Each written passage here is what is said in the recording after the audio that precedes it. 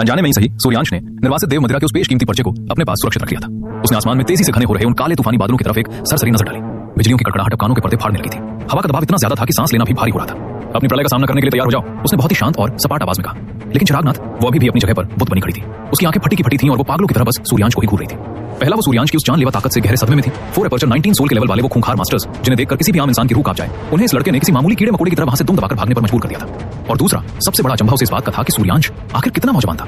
उसका चेहरा देखकर वो मुश्किल से 19 साल का लगता था। उम्र में वो चिरागनाथ से बहुत ज्यादा बड़ा नहीं था, लेकिन उसकी ताकत वो किसी भी खूंखार सदियों पुराने एल्डर के लेवल की थी। त्रिवेणी प्रदेश में अचानक से ऐसा खौफनाक और ताकतवर इंसान कब पैदा हो गया? लेकिन सूर्यांश की चेतावनी भरी आवाज ने उसे वापस हकीकत में खींच लिया। उसने हड़बड़ाहट में अपना सिर झटका और तेजी से अपनी धड़कनों को काबू में करने की कोशिश की। अब उसे अपना पूरा फोकस इस जानलेवा प्रलय का सामना करने पर लगाना था। उसने कांपते हाथों से एक बोधी पिल निकाली और उसे निकल लिया। एक गहरी लंबी सांस अंदर खींचते हुए उसने अपना चेहरा आसमान की तरफ उठाया और सीना तानकर उन खूंखार बिजलियों का सामना करने के लिए तैयार हो गई। धड़ाम! आसमान से एक सफेद और लाल रंग का खूंखार वज्र सीधे नीचे की तरफ लपका। वो वज्र इतना बेरहम और तेज था कि पलक झपकने से पहले ही वो चिरागनाथ से टकरा गया। एक भयानक विस्फोट हुआ और पल भर में ही उसके सारे कपड़े जलकर राख हो गए। उस घने बादलों के बीच उसका पूरा शरीर बिना किसी आवरण के हवा में नंगा हो गया। दूर खड़ा सूर्यांश हल्का सा चौंका। धूल और धुएं के बीच से जो चेहरा नजर आ रहा था वो सच में एक बहुत ही खूबसूरत और नाजुक जवान लड़की का था। गुलाबी होंठ, मोतियों जैसे सफेद दांत, चमचमाती हुई खुबानी जैसी आंखें और एक बेहद मासूम सा चेहरा। उसकी सुंदरता सच में किसी परी जैसी थी। और जहां तक उसके फिगर की बात थी, सूर्यांश ने तुरंत अपनी नजरें दूसरी तरफ घुमा ली। उसके उस पुराने और अनुभवी चेहरे पर भी एक हल्की सी लालिमा छा गई। उसका फिगर भी बहुत कमाल का था। चिरागनाथ शर्म से पानी पानी हो रही थी। उसने हड़बड़ाहट में अपने शरीर को हाथों से ढकने की कोशिश की, लेकिन आसमान को उसकी शर्म और हया से कोई मतलब नहीं था। एक के बाद एक खूंखार बिजलियों के चाबुक लगातार उसके ऊपर बरसने लगे। उन जानलेवा हमलों के बीच उसे इस बात की परवाह करने का मौका ही नहीं मिला कि वो नंगी थी। उसका पूरा दिमाग बस एक ही बात पर अटका था, इस प्रलय से जिंदा कैसे बचा जाए। कुछ ही देर बाद दिव्य प्रलय अपने सबसे भयानक रूप में आ चुकी थी। आसमान से बिजलियों का एक पूरा विशाल पर्दा किसी मौत की चादर की तरह तेजी से नीचे की तरफ टूट पड़ा। चिरागनाथ की सारी ताकत अब जवाब दे चुकी थी। उसका शरीर बुरी तरह झुलस चुका था और वो बस किसी तरह अपनी आखिरी सांसों के सहारे वहां टिकी हुई थी। ये प्रलय इतनी जल्दबाजी में आई थी कि अगर वो इसमें सफल हो जाती तो ये सच में किसी बहुत बड़े चमत्कार से कम नहीं होता। उसकी ये बेबस हालत देखकर सूर्यांश ने एक गहरी आह भरी। उसने बिना कोई और सोचे अपना 5 मैग्नेटिक माउंटेन बाहर निकाला और उसे हवा में उछाल दिया। वो छोटा सा पहाड़ तेजी से बड़ा हुआ और चिरागनाथ के सिर से 26 फीट ऊपर जाकर एक ढाल की तरह खड़ा हो गया। अगले ही पल सूर्यांश ने 5 मैग्नेटिक दिव्य प्रकाश को एक्टिवेट कर दिया। इस एक कदम से उस खूंखार दिव्य प्रलय का डैमेज सीधे 20% तक कम हो गया। मौत को अपने सामने खड़ा देखकर पूरी तरह हार मान चुकी चिरागनाथ की आंखों में अचानक एक नई चमक आ गई। ढाल को देखकर उसने अपनी बची खुची सारी ताकत बटोरी और इस प्रलय के लिए खास तौर पर तैयार की गई अपनी एक जादुई कलाकृति बाहर निकाली। उसकी इस कलाकृति ने प्रलय के डैमेज को 10% और कम कर दिया। और इस तरह जब वो जानलेवा बिजलियों का पर्दा आखिरकार शांत हुआ और आसमान साफ हुआ, चिरागनाथ वहां मौजूद थी। भले ही वो बुरी तरह झुलस चुकी थी, उसका चेहरा पहचानने लायक नहीं बचा था और उसका पूरा शरीर कोयले जैसा काला पड़ गया था, लेकिन वो एक चमत्कार की तरह जिंदा बच गई थी। आसमान से एक जादुई और रहस्यमयी ऊर्जा की किरण सीधे उसके शरीर पर आकर गिरी। उसके झुलसे हुए शरीर में एक नई और ताजा जान लौट आई और उसी पल ब्रह्मांड ने उसे उसकी साधना उपाधि सौंप दी। कर्जदार अप्सरा। सूर्यांश के मुंह से अचानक एक अजीब सी आवाज निकली। वो बुरी तरह खांसने लगा। क्या ये नाम सच में सीरियस था?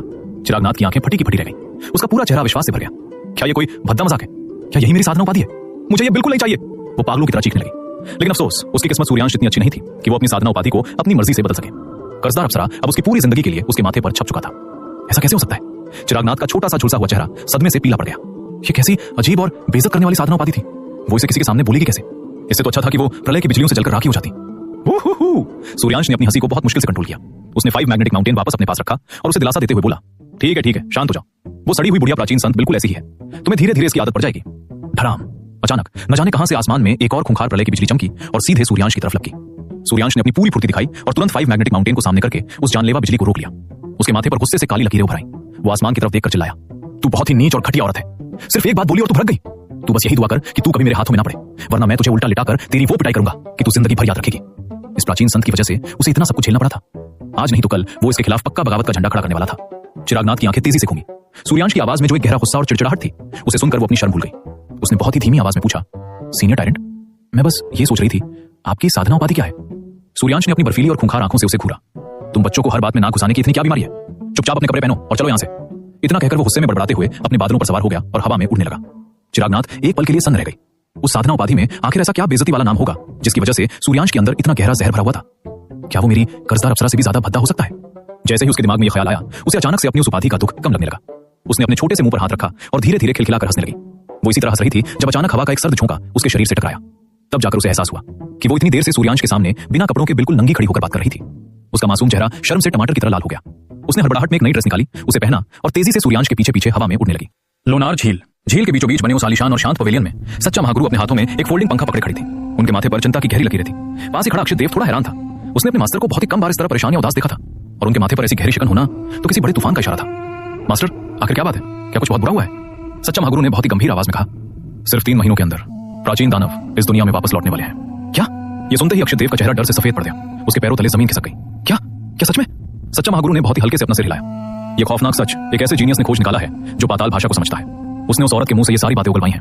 श्वेत मंदिर वाले सच में अपने टैलेंट को बहुत गहराई में छुपा कर रखते हैं। उनके पास ऐसा इंसान मौजूद है जो पाताल भाषा पढ़ और समझ सकता है।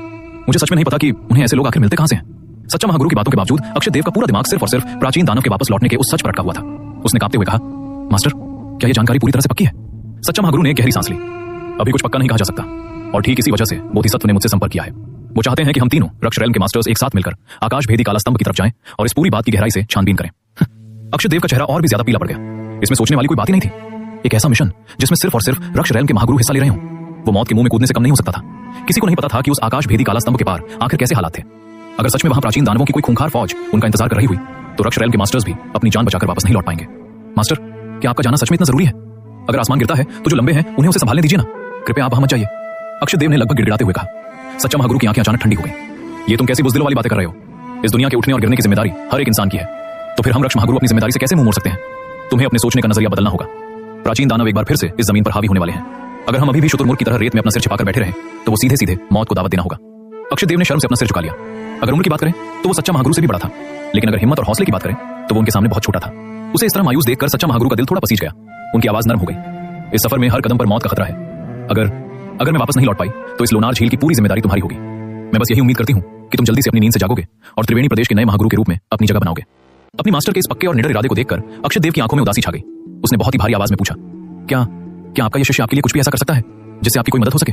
सच्चा महागुरु ने अपने हाथ में पकड़ा हुआ वो फोल्डिंग पंखा खोला। उस पंखे पर एक बेहद खूबसूरत रंग बिरंगे फीनिक्स की तस्वीर बनी हुई थी। उनकी आंखों में एक गहरा पछतावा था। सालों पहले जब मैंने वायसनाथ के साथ इस पंखे के लिए बहुत भयानक लड़ाई लड़ी थी तो यह पंखा डैमेज हो गया था, और तब से लेकर आज तक इसे कभी पूरी तरह ठीक नहीं किया जा सका। 1000 साल पहले ये एक ऐसा महान दिव्यास्त्र था जो प्राचीन दानवों को भी काबू में कर सकता था। अगर जाने से पहले इसे ठीक किया जा सके तो हमारा ये सफर कई गुना ज्यादा सुरक्षित हो जाएगा। स्वर्गीय प्राचीन मार्ग पर जब उस असुर माया अवतार ने अपनी ताकत से तबाही मचाई थी, तब सच्चा महागुरु ने अपने इसी पंखे से वो जानलेवा अग्नि फीनिक्स बाहर निकाली थी, और वो तब था जब ये पंखा डैमेज हालत में था। अक्षय देव का सिर शर्म से और नीचे झुक गया। उसने बहुत ही धीमी आवाज में कहा, आपका ये शिष्य सच में नाकाबिल है।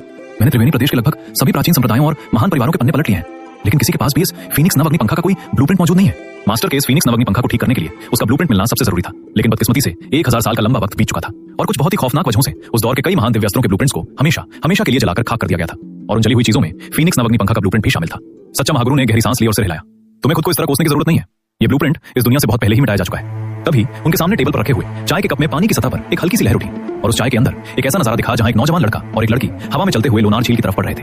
अक्षय देव की तेज नजरों ने तुरंत सूर्यांश को पहचान लिया। वो झटके से बोला, मास्टर, ये तो महाद्वीप वाला वही लड़का है। सच्चा महागुरु के माथे पर एक हल्की सी शिकन उभर आई। एक महागुरु ने उसे बुलाया, और वो इतनी फुर्सत से अब जाकर यहाँ पहुंच रहा है। क्या सिद्धार्थनाथ का ये नामी शिष्य इतना घमंडी और बेपरवाह है? ये सुनकर अक्षय देव के दिल में एक बहुत ही कमीनी और सुकून भरी खुशी दौड़ी। सूर्यांश, ओ सूर्यांश, तुमने अपनी मौत को खुद बुलावा दिया है। भले ही मास्टर का दिल कितना भी अच्छा क्यों ना हो, आखिरकार वो एक रक्ष महागुरु है, और इस तरह का बेपरवाह बर्ताव एक रक्ष महागुरु का सबसे बड़ा अपमान है। अब देखता हूं कि वो तुम्हारी हेकड़ी कैसे निकालती है। लोनार झील के ठीक ऊपर चिरागनाथ बहुत ही इज्जत और डर के साथ सूर्यांश के पीछे चल रही थी। उसने बहुत ही धीमी आवाज में पूछा, सीनियर टायरेंट, आखिर सच्चा महागुरु ने आपको यहाँ किस लिए बुलाया है? सूर्यांश ने बहुत पहले ही इस बात का अंदाजा लगा लिया था। ये बुलावा पक्के तौर पर उसकी उस ताकत के बारे में होगा जिससे उसने आकाश भेदी काला स्तंभ को हिला दिया था, और स्वर्गीय प्राचीन मार्ग के आखिर में जो भी तबाही मची थी उसी के सवालों के लिए होगा। सिर्फ कुछ फालतू सवालों का जवाब देने के लिए उसे बिना रुके यहाँ तक दौड़कर आना पड़ा। ये सच में उसके बेशकीमती वक्त की सबसे बड़ी बर्बादी थी।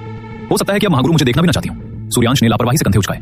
आखिरकार इस बात को अब 6 या 7 दिन हो चुके हैं। उनके लिए अपनी तरफ से छानबीन करने का ये काफी वक्त था। क्या चिरागनाथ के पैरों तले जमीन खिसक गई। उसका मुंह खुला का खुला रह गया। एक महागुरु ने आपको बुलाया और आपने पूरे 6 या 7 दिन की देरी कर दी। उसे सूर्यांश के इस पागलपन पर ठंडे पसीने आ रहे थे। मौत सच में इस लड़के के सिर पर नाच रही थी। दोस्तों, अगर आपको ये सीरीज पसंद आ रही है तो रिव्यू, कमेंट और फॉलो जरूर करें, और आगे क्या होगा जानने के लिए सुनते रहिए ये